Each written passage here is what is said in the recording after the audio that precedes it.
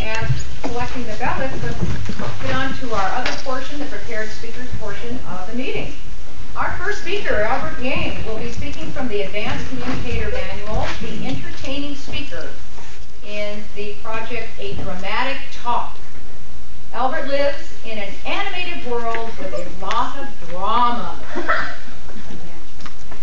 Many of them are self-inflicted based on interesting life theories that sometimes leads him down the twisty paths with female wolves waiting for a meal.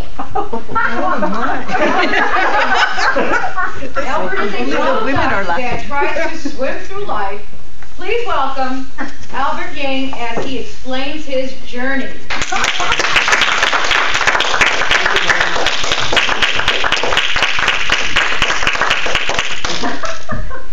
Let me start to explain the journey by talking about a story I mentioned before. Many years ago, I watched this Fantasia 2 recreation of the Disney film, where you have many small stories in one movie format. One of the stories was about Noah's Ark. You see the beautiful ark set on a hill with a dirt paddock with all the little animals going toward the little two couples. Mr. and Mrs. Owl going up, huddling over, the penguin going waddling up. You see but in the distance you see this dark, monstrous dark storm coming towards the ark. But when the scene of all these hippopotamus animals, beautiful, adorable animals going to the ark, you see a familiar face, Donald Duck and Daisy Duck. They're holding their little wings and they're walking and they're really happy, very beautiful and cute. As you know, this is how the story goes. The ark door closes. The storm and the mayhem starts. Darkness covers the world. But in this thunder and lightning, only within the flash you see Donald Duck and running around and shouting, and you see his eyes in the dark running around, but in the flash you see him in freeze frame with what's happening? In this chaos, he loses Daisy Duck. And the rest of the time he's running around going, where's my Daisy Duck? I see my Daisy Duck. And this poor Donald Duck is so distraught, he gets depressed, he can't find his Daisy Duck. And eventually he's walking on slowly, where is my Daisy Duck? And this world is beautiful again, and the rain stops. The world is emerald green, the sky is sparkling, all the animals embark, all happy except this one lowly, small little white figure coming out, and guess who it is? Donald Duck. He's dragging his wet feet, his long neck droopy. He has given up. But in the distance, you can see Daisy Duck, and she sees him. They run toward each other, they hug and embrace. Little heart bubbles multiply around them. And at that moment, I had an epiphany. Every Donald Duck has a Daisy Duck. Therefore, I have to find my Daisy Duck. That was my mission in life. Yeah. Unfortunately, I had a misgiven theory. I said, to get my Daisy Duck, I have to be James Bond. So I'll go out there and I'll try to woo these women. Try to be James Bond. But unfortunately, my real personality contaminates this persona that I have. And in hindsight, it probably looked more like Mr. Bean. Like the 4 girls I dated, I can't imagine how confused they were. Who's this guy? He's very suave for the first few hours, he falls apart and acts all goofy. After many years of this, my parents were fed up. They said, this is enough. We have to intervene and we'll get you a matchmaker. I said, this is also offended. I said, I can take care of myself, and I'm a modern man in the United States. I can't go to ancient Asia and have a matchmaker.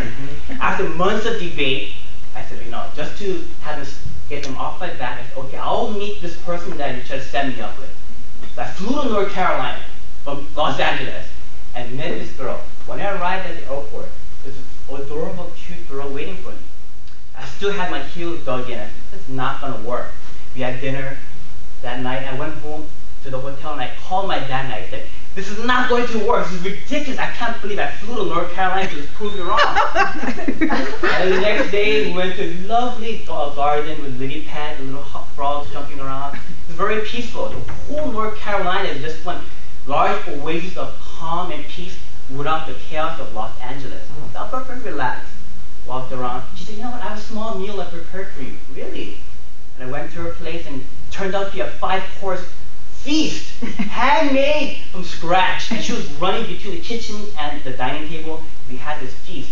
And the warmth of my belly, I think, was slowly transferring to my heart and heart. It's connected.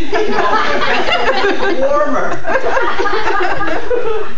And the next day at the mall, I said, I gotta try to, we can't walk separately. I have to somehow try to hold her hand. I had this strategy. Okay. I told her, you know, the mall has many people running all over the place. I might lose you, so I have to hold your hand. So I held her hand, and she didn't have enough security, so it was okay. I walked around the mall holding hands, very innocent. I felt this calming peace. I thought, you know, okay, maybe it might work out. On the last day at the airport, I was at the curb. She's supposed to drop me off, and I felt emotional. I said, where the hell is this coming from? And then I felt my eyes welling up with tears. I was so moved by this kind, beautiful soul. So I pinched my leg as hard as possible. And I turned my head, and she said, what's wrong? I said, I'm having a cramp. It's so painful. I didn't stretch this morning.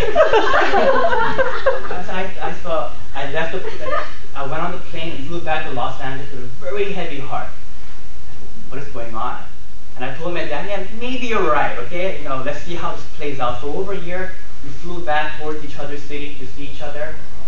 And this past September, I went back to North Carolina and drove up to the highest elevation to find a grandfather mountain, ancient mountain. And we hiked the rest to the top of the peak. And I found the tourist, I handed a camera to the tourist, and unraveled my backpack. I went down on my knee and I got this ring, and I asked her hand in marriage. Oh. And thank God she said yes. It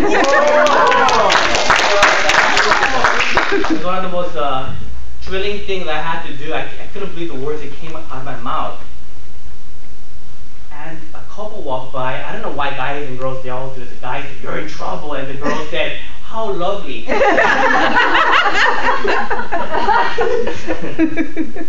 And interestingly enough, in December 27th, Donald Duck and Daisy Duck will get married in Hawaii December 27th.